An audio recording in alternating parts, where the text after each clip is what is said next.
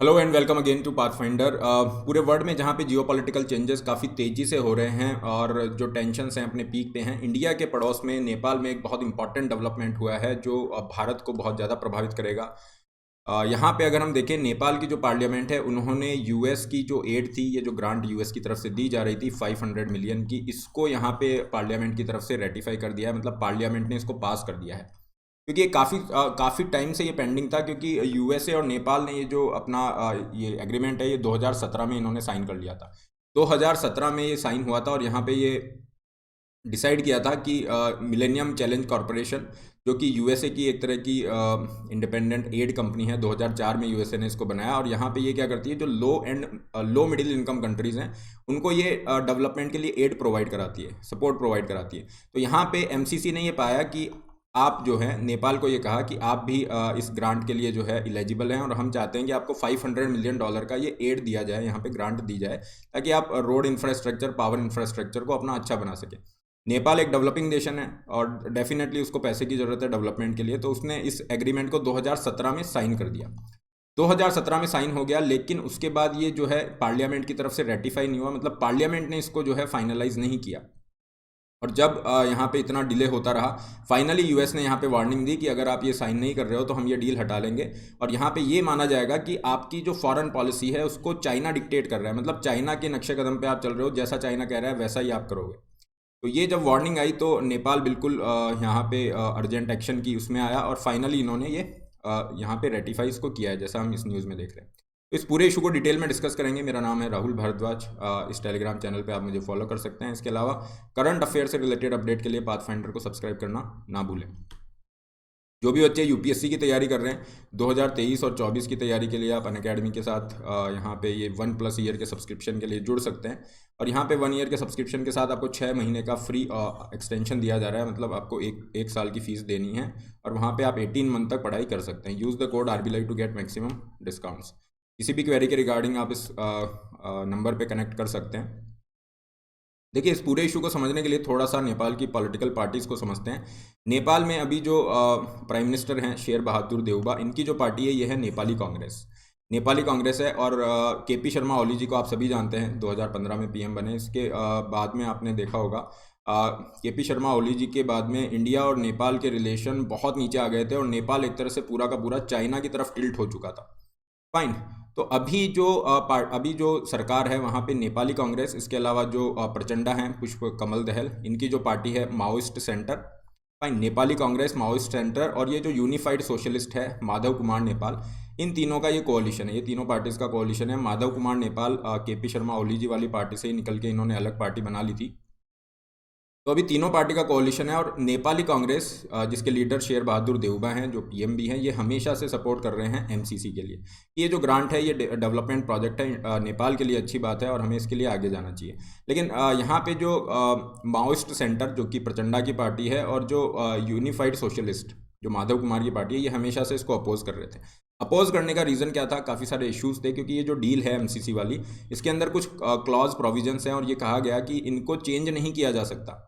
Fine. तो यहाँ पे ये हो जाएगा कि इस डील के अंदर जो लिखा हुआ है वो आपको फॉलो करना पड़ेगा। इससे क्या होगा, नेपाल की सॉवरिटी, हमारे जो लॉज हैं वो अंडरमाइन हो जाएंगे। क्योंकि अगर कोई भी इशू आता है कि नेपाल के लॉज फॉलो होंगे या ये ट्रिटी वाला लॉ फॉलो होगा, तो वहाँ पे आपने ये जो डील के अंदर लॉ हैं इनको प्रेफरेंस दिया जाएगा। तो यहाँ पे नेपाल के अंदर ये फियर एक क्रिएट हो गया लोगों के अंदर कि इससे क्या होगा, यूएस हमारा एडवांटेज ले सकता है, क्योंकि ऑलरेडी यूएसए और चाइना के बीच में ये चल रहा है इंडो पैसिफिक को लेके। तो हम यहाँ पे एक बीच में मोहरा बन जाएंगे, और हमारी सॉवरिटी जो है, हमारी जो एक इंडिपेंडेंस है, स्ट्रैटेजिक ऑटोनॉमी है, ये कॉम्प्रोमाइज़ हो जाएगी। तो यही सब चीज़ें चलती रही। फिर जिस तरह से यूएस और चाइना के बीच में बयानबाजी हुई इस पूरी डील को लेके, उसने इस चीज़ को और एम्पलीफाई कर दिया। तो फाइनली ये पूरा इशू इतना ज़्यादा कंट्रोवर्शियल बन गया था। और यहाँ पे अभी एट प्रेजेंट जो देउबा हैं, उनका जो कोalition है, तो उन्होंने ये चीज़ क्लियर कर दी थी दोनों पार्टीज़ को, जो माओइस्ट सेंटर के अंदर प्रचंडा वाली पार्टी है और यूनिफाइड सोशलिस्ट, इन दोनों को ये क्लियर कर दिया कि अगर आप ये एमसीसी वाली डील के साथ हमारे साथ नहीं जा सकते तो ये कोalition टूट जाएगा, है ना। तो इन्होंने एक क्लियर मैसेज भेज दिया कि आपको ये एमसीसी वाली डील में हमारे साथ आना होगा, है ना। जो भी इसमें कंसर्न है, अगर वाकई में नेशनल इंटरेस्ट के अगेंस्ट है, नेपाल के इंटरेस्ट के अगेंस्ट है, तो उसको हम डील करेंगे, लेकिन इस डील को हमें फाइनलाइज करना होगा। और यहाँ पे आप देखेंगे कि जब ये डील आपका फाइनलाइज हो रही थी, पार्लियामेंट में डिस्कशन चल रहे थे, तो प्रचंडा ने एक स्टेटमेंट दिया। क्या इन्होंने कहा interpretive declaration is the only way to save this alliance. ये जो हमारा अलायंस है, गठबंधन है, इसको बचाने का भी काम करेगा और ये जो एमसीसी वाली प्रॉब्लम है इसको भी सॉल्व कर देगा। मतलब हमारे पास में भी ये 500 मिलियन का फंड भी आ जाएगा, हमारा अलायंस भी बच जाएगा। किसके थ्रू? इंटरप्रेटिव डिक्लेरेशन के थ्रू। अब ये इंटरप्रेटिव डिक्लेरेशन क्या होता है? इंटरनेशनल जो लॉ है वहाँ पे क्या होता है, कई बार आप जो ट्रिटी है उसका स्कोप डिफाइन करते हैं ना, क्योंकि वहाँ पे कई वेग स्टेटमेंट होते हैं, अब उसको कैसे इंटरप्रेट किया जाएगा। तो यहाँ पे इन्होंने उस स्कोप को थोड़ा सा क्लैरिफाई करने के लिए, है ना, स्पेसिफाई करने के लिए कि इसका कितना स्कोप रहेगा, ये इंटरप्रेटिव डिक्लेरेशन किया। और फाइनली यहाँ पे जो नेपाल की कैबिनेट है वो 12 पॉइंट एक्सप्लेनेटरी नोट के साथ आई। क्या इन्होंने कहा कि अगर यूएस यहाँ पे टर्म्स को वायलेट करता है तो हमारे पास अधिकार है कि हम इस ट्रिटी से, ये जो आपका है, इससे बाहर आ सकते हैं। फाइन। इसके अलावा अगर नेपाल के नेशनल इंटरेस्ट कॉम्प्रोमाइज़ होते हैं तो नेपाल यहाँ से बाहर निकल सकता है। क्लियर। और ये किसी भी तरह का, नेपाल ने ये भी मेंशन किया कि यहाँ पे कोई भी मिलिट्री सिक्योरिटी कंपोनेंट इंक्लूड नहीं है ना, और हम किसी भी तरह से, ये जो इनकी इंडो पैसिफिक स्ट्रेटजी है, इसका किसी भी तरीके से पार्ट नहीं है। तो फाइनली यहाँ पे इन्होंने क्या किया, बहुत अच्छे तरीके से नेपाल के लिए जो फंडिंग की ज़रूरत थी उसको भी इंश्योर कर लिया। और पूरे यहाँ पे अगर आप देखोगे जो इश्यूज़ थे उसको भी यहाँ पे इन्होंने डील करने का प्रयास किया है। तो ये एक तरह से बहुत बड़ी सक्सेस है देवबा के लिए, क्योंकि इन्होंने क्या किया, इतना बड़ा जो डिविजिव इशू था, है ना, जिसकी वजह से पॉलिटिकल पार्टीज़ में फैक्शन हो रहे थे, है ना, लोग इसके इतने विरोध में थे, तो इन सबको एक साथ एक प्लेटफॉर्म पे लाना और इस डील को फाइनलाइज कराना, ये बहुत बड़ी सक्सेस है देवबा के पॉइंट ऑफ व्यू से। यहाँ पे अगर हम चाइना के लिए देखें तो चाइना डेफिनेटली नहीं चाहता था कि ये डील फाइनलाइज हो। क्यों नहीं चाहता था? क्योंकि चाइना का जो BRI प्रोजेक्ट है, चाइना उसके अनुसार उसको एक तरह से यूज़ कर रहा है अपनी फॉरेन पॉलिसी के टूल के रूप में, कि वो इन्फ्लुएंस को बढ़ा सके।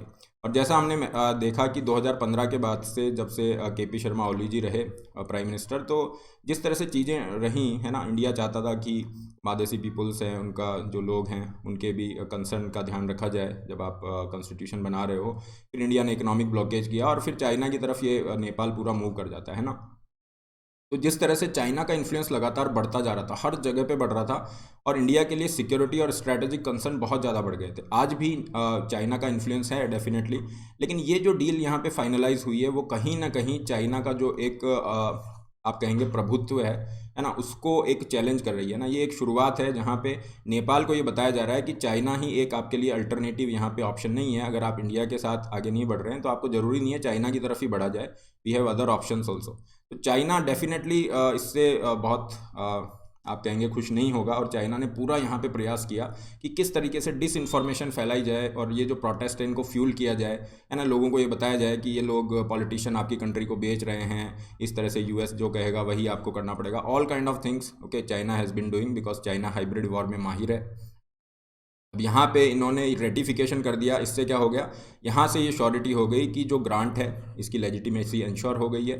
फाइनली ये जो एमसीसी के अंडर में इनको ग्रांट मिलेगी 500 मिलियन, इसका फ़ायदा नेपाल उठा सकता है। बट नेपाली गवर्नमेंट के लिए चैलेंज रहेगा कि किस तरीके से आप इसको डील करते हैं, जो प्रोटेस्ट वगैरह है। इंडिया के लिए यहाँ पे विन विन सिचुएशन है, क्योंकि चाइना का जो डोमिनेंस जितना कम होगा, इंडिया उतना ही अपनी एक अच्छी छवि बना पाएगा यहाँ पे। फाइन। तो दिस इज़ ऑल PDF के रिगार्डिंग आप यहाँ पे जुड़ सकते हैं। तो ये जो पूरा डेवलपमेंट है उसमें आप ये तो नहीं कहेंगे कि हाँ चाइना का जो वर्चस्व है या प्रभुत्व है, डोमिनेंस है नेपाल में, वो पूरी तरह से ख़त्म हो गया, लेकिन हाँ एक शुरुआत हुई है और ये बहुत ही एक अच्छी शुरुआत यहाँ पे मानी जा सकती है। इंडिया अगर यहाँ पे इस एडवांटेज का फ़ायदा लेता है तो डेफिनेटली हम चाइना के इन्फ्लुएंस को कम कर सकते हैं, क्योंकि चाइना की जो डेट ट्रैप डिप्लोमेसी है उससे सभी वाकिफ़ हैं। लेकिन अगर किसी कंट्री के पास कोई ऑप्शन ही नहीं है तो फिर वो क्या करेंगे? अब नेपाल के पास यहाँ पे ऑप्शन सामने आ रहे हैं, सो डेफिनेटली उनके पॉलिटिशियंस भी ये बात ध्यान रखेंगे। तो this is all, we are wrapping up the session. 2023 और 24 वाले जो बच्चे हैं वो आपके कॉम्बो सब्सक्रिप्शन के लिए जुड़ सकते हैं।